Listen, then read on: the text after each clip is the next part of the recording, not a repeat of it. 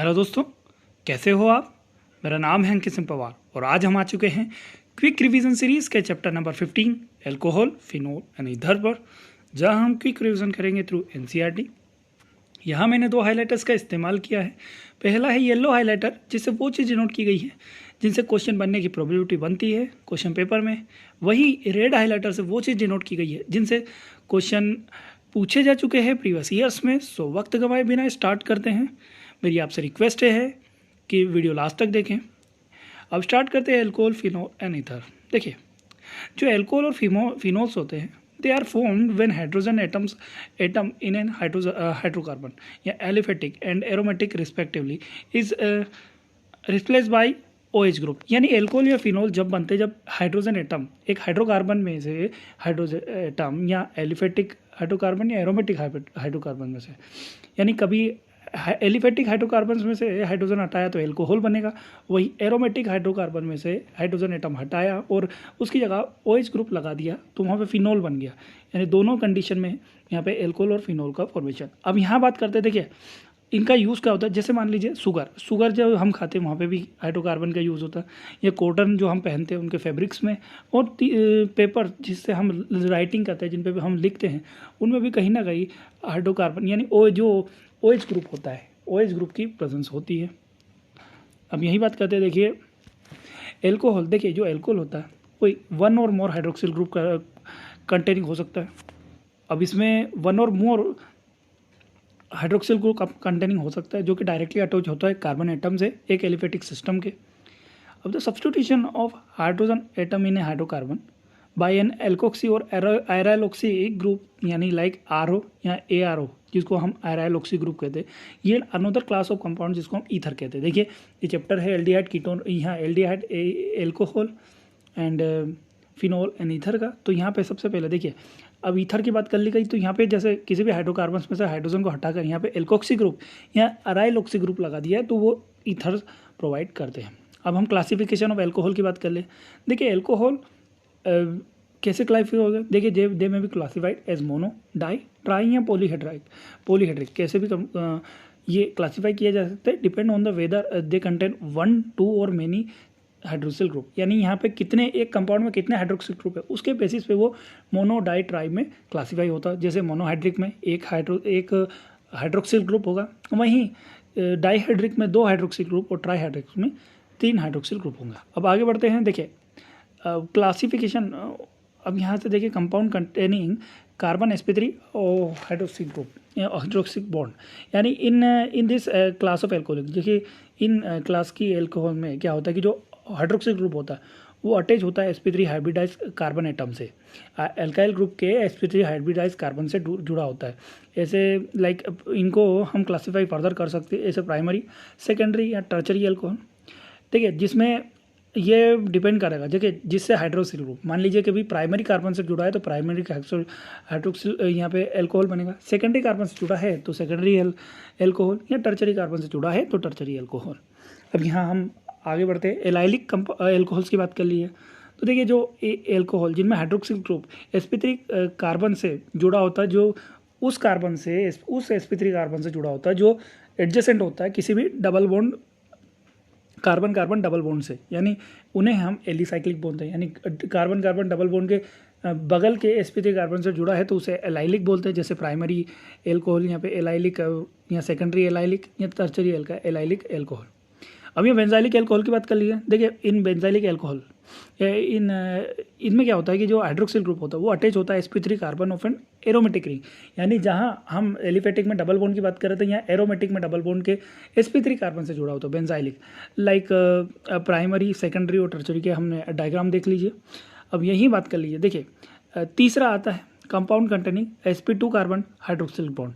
यानी यहाँ पे क्या होता है कि जो हाइड्रोक्सिल ग्रुप बॉन्ड होता है वो कार्बन कार्बन डबल बॉन्ड से डायरेक्टली जुड़ा होता है। ऐसे एल्कोहल्स को हम विनाइलिक एल्कोहल्स बोलते हैं, लाइक मोनोहाइड्रिक, डाईहाइड्रिक, ट्राईहाइड्रिक। देखिए जो भी फिनोल होते, देखिए अब यहाँ बात आ जाती है जो विनाइलिक एल्कोहल लाइक होते हैं। अब वो तो बात हो गई, अब यहाँ पे तो हम फिनोल्स की बात कर लें। देखो फिनोल्स भी मोनो, डाई और ट्राई डिपेंड करता है कि वो किसी भी कंपाउंड में कितने हैं। कभी मोनोहाइड्रिक में एक फिनोल, मतलब एक फिनोल में जैसे एक बेंजीन रिंग पे एक एल्कोहल है तो वो एक मोनोहाइड्रिक, या उसी बेंजीन रिंग पे 2 2 ग्रुप हो गए, तो वहाँ पे हो गए मतलब यहाँ डाइहाइड्रिक। अब बात आ जाती है ईथर की। देखिए ईथर क्लासीफाई होते एस सिंपल, यहाँ अनसिमेट्रिकल, यहाँ सिंपल जिनको सिमेट्रिकल बोले हैं, यहाँ अनसिमेट्रिकल। देखिए सिंपल में क्या होता है कि जो अराइल ग्रुप अटैच होता है ऑक्सीजन से वो सेम होता है, यानी जो भी ऑक्सीजन के एडजेसेंट में जो भी ग्रुप होते हैं वो सेम होता है। जैसे डाई इथाइल ईथर, इसमें इथाइल दोनों ऑक्सीजन के अगल बगल में इथाइल है। वहीं अनसिमेट्रिकल में क्या होता है कि जो 2 ग्रुप अटैच होते हैं ऑक्सीजन के अगल बगल में वो डिफरेंट होते हैं। जैसे C2H5O C6H5, ये एक अनसिमेट्रिकल ईथर का एग्जाम्पल है। अब बात करते हैं नोमेनक्लेचर की, तो सबसे पहले अल्कोहल की बात कर लीजिए। देखिए जो भी कॉमन नेम ऑफ एल्काइल है वो डिराइव होता है उसके एल्काइल, जो भी एल्काइल ग्रुप उससे जुड़ा होता है। यानी मान लीजिए कोई एल्काइल ग्रुप जैसे मिथाइल है, मिथाइल जुड़ा है एल्कोहल से, तो मिथाइल एल्कोहल हो जाता है। अब अकॉर्डिंग टू IUPAC जो नेम ऑफ एल्कोहल है वो डिराइव होता है from the alkene, from name of alkene. जो भी जैसे एल्केन है, एल्केन में से कभी एल्केन के सफिक्स हटा दिया, ई की जगह OL लगा दिया, ओल लगा दिया। अब यहाँ पे देखिए नंबरिंग नेमिंग की बात कर दी, जो भी IUPAC में नंबर, देखिए नंबरिंग लॉन्गेस्ट कार्बन चेन के लिए नंबरिंग वहाँ से स्टार्ट होगी जहाँ से जिस एंड से हाइड्रोक्सिल ग्रुप पास पड़ेगा, यानी हाइड्रोक्सिल ग्रुप को मिनिमम नंबर दिया जाता है जितना मिनिमम पॉसिबल हो सके। अब यहाँ पे कुछ IUPAC या कॉमन नेम्स की बात कर ले, जैसे मिथाइल एल्कोहल को IUPAC में मिथेनॉल कहा जाता है, एन ब्यूटाइल एल्कोहल को ब्यूटेनॉल कहा जाता है, ग्लिसरॉल को प्रोपेन 1,2,3 ट्रायोल कहा जाता है। अब जो भी साइक्लिक एल्कोहल्स होते हैं उनमें प्रीफिक्स साइक्लो यूज़ होता है, जैसे साइक्लोहेक्सेनॉल या 2-मिथाइल साइक्लोपेंटेनॉल, ये यूज़ होते हैं इन साइक्लिक एल्कोहल। अब बात आ जाती है फिनॉल के IUPAC में। देखिए यहाँ पे क्या होता है कि simplex hydroxy derivative of benzene phenol होता है, यानी फिनॉल बेंजीन का सिंपलेस्ट हाइड्रोक्सी डेरिवेटिव होता है। एंड इसका जो कॉमन नेम होता है वही IUPAC में भी हमने एक्सेप्ट कर लिया, जो कि होता है बेंजीन या फिनॉल, जिसको कहता है फिनॉल। देखिए जो भी सब्सटीट्यूशन यहाँ पे होता है, देखिए फिनॉल में सब्सटीट्यूशन होता है, बेंजीन रिंग होगी तो सब्सटीट्यूशन होगा, और सब्सटीट्यूशन कहाँ होगा, ऑर्थो पोजीशन पे, यानी 1-2 पोजीशन, मेटा पोजीशन 1-3 पोजीशन, या पेरा पोजीशन 1-4 डाई सब्स्टिट्यूटेड पोजीशन। अब यहाँ फिनॉल का कॉमन नेम फिनॉल ही होगा। ऑर्थोक्रिनॉल का IUPAC नेम 2-मिथाइल फिनॉल। वैसे ही डाईहाइड्रोक्सी डेरिवेटिव्स के भी, जैसे कैटेकॉल का नाम होता है बेंजीन 1,2 डायोल, रिसोर्सिनॉल का होता है बेंजीन 1,3 डायोल। अब यहाँ ईथर की बात कर लीजिए। देखिए जो भी ईथर का कॉमन नेम होता है वो डिराइव होता है उसके एल्काइल ग्रुप से, और उसमें सफिक्स यूज़ होता है ईथर। जैसे मान लीजिए CH3O C2H5 है तो इसका नाम है इथाइल मिथाइल ईथर, यानी सफिक्स यहाँ पे ईथर यूज़ होता है। जैसे डाई मिथाइल ईथर का IUPAC नाम मिथॉक्सीमीथेन, डाई इथाइल ईथर का इथॉक्सीथेन, या फिनाइल आइसोपेंटाइल ईथर का 3-मिथाइल ब्यूटॉक्सी बेंजीन हो जाता है। अब इन बोथ एल्काइल ग्रुप, कभी दोनों ग्रुप, देखिए मान लीजिए कभी कोई एल्काइल ग्रुप सेम है तो यहाँ पे प्रीफिक्स डाई होता है, जैसे C2H5O C2H di ethyl ether.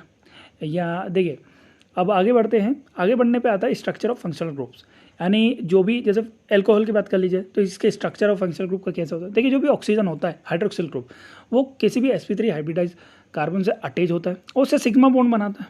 Sigma bond बनाने के बाद जो इसका बॉन्ड एंगल होता है वो लगभग 109.28 डिग्री होता है। और इसका कारण क्या होता है कि 109, क्योंकि जो ऑक्सीजन के अनशेयर्ड इलेक्ट्रॉन होते हैं, जो भी लोन पेयर ऑफ इलेक्ट्रॉन है, उनके रिपल्शन के कारण यहाँ पे बॉन्ड एंगल में डिस्टोर्शन आता है। एंड ड्यू टू रिपल्शन यहाँ पे डिस्टोर्शन हुआ और उसके कारण उसका बॉन्ड एंगल 109.28 डिग्री हो गया।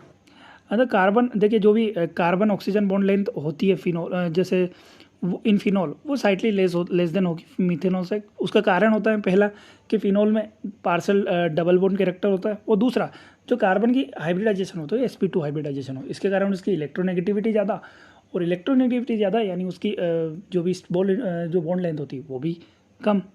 अब जो ईथर्स होते हैं, ईथर्स में क्या होता है कि जो बॉन्ड एंगल होता है स्लाइटली ग्रेटर देन अ टेट्राहेड्रल एंगल, यानी 120 डिग्री से थोड़ा ज़्यादा होता है। उसका कारण क्या होता है कि जो भी बल्कि ग्रुप इथेनॉल, जो भी ऑक्सीजन के साइड में बल्कि ग्रुप होते हैं, उनके कारण क्या होता है, जो बॉन्ड एंगल होता है रिपल्शन के कारण उनका बॉन्ड एंगल थोड़ा टेट्राहेड्रल से बड़ा हो जाता है।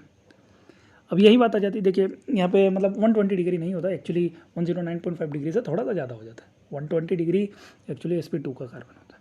अब यहाँ बात करते हैं प्रिपरेशन ऑफ एल्कोहल की। देखिए फ्रॉम एल्कीन्स, एल्कीन से कैसे, बाई एसिड कैटेलाइज हाइड्रेशन, यानी एल्कीन्स को कभी वाटर में in the presence of acid as a catalyst use होता था टू फॉर्म एल्कोहल। और ये जो एडिशन होता है यहाँ पे, जो भी एडिशन होता है एल्कोहल का, ये बाई मार्कोनिकोव रूल्स होता है, यानी एल्कीन का रिएक्शन हमने एसिड के प्रेजेंस में वाटर से करवाया तो यहाँ पे एल्कोहल फॉर्मेशन होता है। अब इसका मैकेनिज्म क्या है, देखिए मार्कोनिकोव जो रिएक्शन होता है उसमें क्या होता है कि पहले एल्कीन का प्रोटोनेशन होता है, प्रोटोनेशन यानी कार्बोकेटन फॉर्मेशन, उसके बाद फिर न्यूक्लियोफिल अटैक करेगा उस पर, और जब न्यूक्लियोफिल अटैक करेगा जो sp2 कार्बन हाइब्रिडाइजेशन वो sp3 कन्वर्ट हो जाती, तो वापस उसको रिगेन करने के लिए, स्टेबिलिटी को रिगेन करने के लिए डिप्रोटोनेशन करता है अल्कोहल।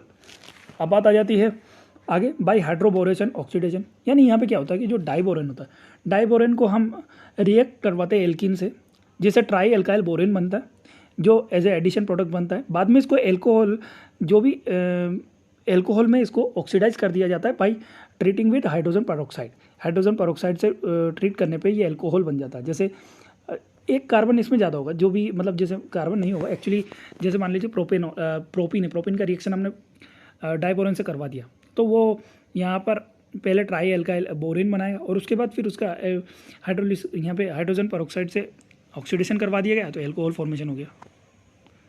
अब यहीं आते देखिए एडिशन ऑफ बोरेन से क्या होता है कि जो कहाँ एडिशन होगा, एक्चुअली ये sp2 कार्बन पे होगा एडिशन, जहाँ पे greater number of hydrogen atom present हो गए। एंड जो एल्कोहल का फॉर्मेशन देखिए, जो भी एडिशन होगा वो opposite to the Markovnikov rule होगा। अब बात आ जाती है कार्बोनिल कंपाउंड्स की, तो bye reduction of aldehyde and ketones हम यहाँ पे एल्कोहल का फॉर्मेशन होता है। जैसे एल्डिहाइड और ketone are reduce to their corresponding alcohol by addition of hydrogen in the presence of catalyst like catalytic hydrogenation. And जो कैटेलिस्ट यूज होता है like finely divided platinum, palladium या निकल। अब it is also prepared by treating aldehyde and ketone with sodium borohydride NaBH4 and lithium aluminium hydride, यानी इनके presence में भी हम एल्डिहाइड या कीटोन को एल्कोहल में कन्वर्ट कर सकते हैं। मान लीजिए जैसे एल्डिहाइड का रिएक्शन हम H2PD से करवाते हैं, तो यहाँ एल्डिहाइड यहाँ कीटोन का रिएक्शन मतलब एक्चुअली कीटोन का या फिर एल्डिहाइड का करवाते हैं H2PD से, तो वो एल्कोहल बनाता है। कीटोन से NaBH4 से रिएक्शन करवाते हैं तो वो भी सेकेंडरी एल्कोहल फॉर्मेशन करता है। अब अगला टॉपिक आता है by reduction of carboxylic acid and ester, यानी जो भी कार्बोक्सिलिक एसिड होता है वो रिड्यूस कर दिया जाता है to primary alcohol by lithium aluminium hydride, जो कि एक स्ट्रॉन्ग रिड्यूसिंग एजेंट की तरह काम करता है। यानी कार्बोक्सिलिक एसिड का LiLH4 से रिएक्शन करवा देते हैं, फिर हाइड्रोलिसिस करवा के हमने यहाँ पे एल्कोहल फॉर्मेशन करवा लिया जाता है। जो commercially acids are reduce to alcohol by converting them to ester, यानी कॉमर्शियली क्या होता है कि एसिड को पहले स्टर में कन्वर्ट कर दिया जाता है, फिर उनको रिड्यूस कर दिया जाता है to alcohol by catalytic hydrogenation में। अब यहाँ पे बाय फ्रॉम ग्रिग्नार्ड रिएजेंट, तो एल्कोहल क्या होते हैं कि जो भी एल्कोहल होते हैं उनको by reaction of Grignard reagent with aldehyde या कीटोन, यानी एल्डिहाइड या कीटोन से रिएक्शन करवा के हम यहाँ पे एल्कोहल फॉर्मेशन करवा देते हैं। ये जो रिएक्शन होता है ग्रिग्नार्ड रिएजेंट के साथ, ये न्यूक्लियोफिलिक एडिशन रिएक्शन होता है, इसमें एडक्ट फॉर्म होता है। अब जो एडक्ट होता है उसका हाइड्रोलिसिस करके हम एल्कोहल फॉर्मेशन कर लेते हैं।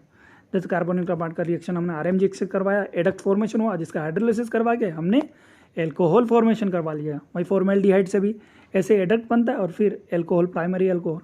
यहीं प्राइमरी जैसे जो एसिटाल्डिहाइड है उससे सेकेंडरी एल्कोहल बनेगा, कीटोन से टर्चरी एल्कोहल बन जाता है। अब ये बात ध्यान रखने की है।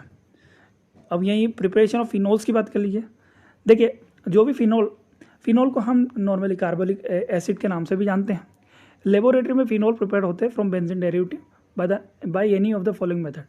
लाइक पहला है from haloarene, chlorobenzene is fused with NaOH at 623 kelvin and 320 atmospheric pressure, यानी 623 केल्विन और 300 एटमॉस्फेरिक प्रेशर पर क्लोरोबेंजीन को हम सोडियम हाइड्रोक्साइड से रिएक्ट करवा के पहले हम यहाँ पे फिनोल बना लेते हैं। अब दूसरा आता है फ्रॉम बेंजीन सल्फोनिक एसिड, यानी पहले क्या होता है कि जो बेंजीन होता है उसको सल्फोनेट किया जाता है विथ ओलियम H2S2O7 से, जिससे कि ये sulphonic acid benzene sulphonic acid form में हो जाता है। फिर इसका हम सोडियम फिनोक्साइड में कन्वर्ट कर देते हैं by heating it with molten hydroxide, sodium hydroxide से हीट करके, यानी मोल्टन सोडियम हाइड्रोक्साइड से हीट करके सोडियम फिनोक्साइड में कन्वर्ट कर देते हैं और फिर उसका एसिडिफिकेशन करवा के उसे फिनोल में कन्वर्ट कर देते हैं।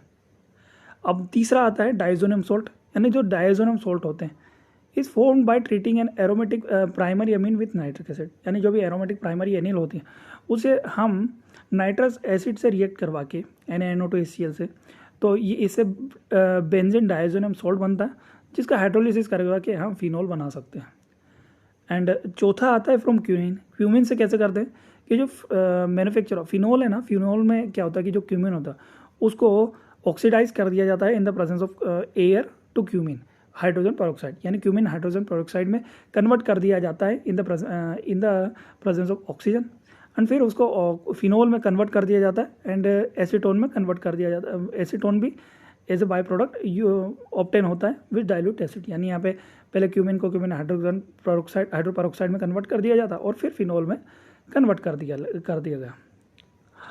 अब इसके बाद आती है फिजिकल प्रॉपर्टीज़। देखिए जो भी एल्कोहल फिनोल होते हैं उनमें दो पार्ट होते हैं, एक एल्काइल ग्रुप और दूसरा हाइड्रोक्सिल ग्रुप। तो जो एल्कोहल और फिनोल होते हैं एक्चुअली इनकी जो प्रॉपर्टीज़ होती है वो हाइड्रोक्सिल ग्रुप के कारण ही होती हैं। अब यहाँ बात आ जाती है बॉइलिंग पॉइंट की, तो जो boiling point of alcohol phenol होती है वो इंक्रीज़ करते जैसे जैसे नंबर ऑफ कार्बन एटम उनके में बढ़ता जाता है, क्योंकि नंबर ऑफ कार्बन एटम बढ़ेंगे तो वैन डर वाल इंटरेक्शन बढ़ जाएगा और उसके कारण बीपी भी बढ़ जाता है। एल्कोहल में एक्चुअली जो बॉइलिंग पॉइंट होता है, जितनी ज़्यादा नंबर ऑफ ब्रांचिंग बढ़ेगी उतना ज़्यादा बॉइलिंग पॉइंट डिक्रीज़ करेगा, क्योंकि ब्रांचिंग बढ़ने से सरफेस एरिया कम हो गया और सरफेस एरिया कम हो गया तो वैन डर वाल इंटरेक्शन भी कम हो जाता है। इसी के कारण जो बॉइलिंग पॉइंट ऑफ एल्कोहल और फिनोल होता है यानी एल्कोहल होता है वो थोड़ा ब्रांचिंग के साथ कम हो जाता है। अब note that boiling point of alcohol and phenol are higher in comparison with other class of compound, यानी लाइक हाइड्रोकार्बन, ईथर या हेलो एल्केन या हेलो एरिन, इनसे ज़्यादा बॉइलिंग पॉइंट होता है एल्कोहल और फिनोल का कंपेरेबल मास के, क्योंकि इनमें हाइड्रोजन बॉन्डिंग प्रेजेंट होती है due to presence of intermolecular hydrogen bonding in which is like in ether. Solubilities की बात करें, देखिए सोल्युबिलिटी, देखिए जो भी एल्कोहल फिनोल होते हैं वो हाईली सोल्यूबल होते हैं वाटर में एंड हाइड्रोजन बॉन्ड फॉर्मेशन करते हैं, और जो सोल्युबिलिटी होती है वो डिक्रीज करती है with increase in size of alkyl या एराइल हाइड्रोफोबिक ग्रुप, यानी जितने ज़्यादा हाइड्रोफोबिक ग्रुप इंक्रीज होते जाएंगे उतनी वैसी उनकी जो भी सोल्युबिलिटी है वो डिक्रीज हो जाती है। तो इसी के साथ ये वीडियो समाप्त होता है, और वीडियो पसंद आया हो तो लाइक कीजिए, कमेंट कीजिए और सब्सक्राइब कीजिए हमारे चैनल को। धन्यवाद।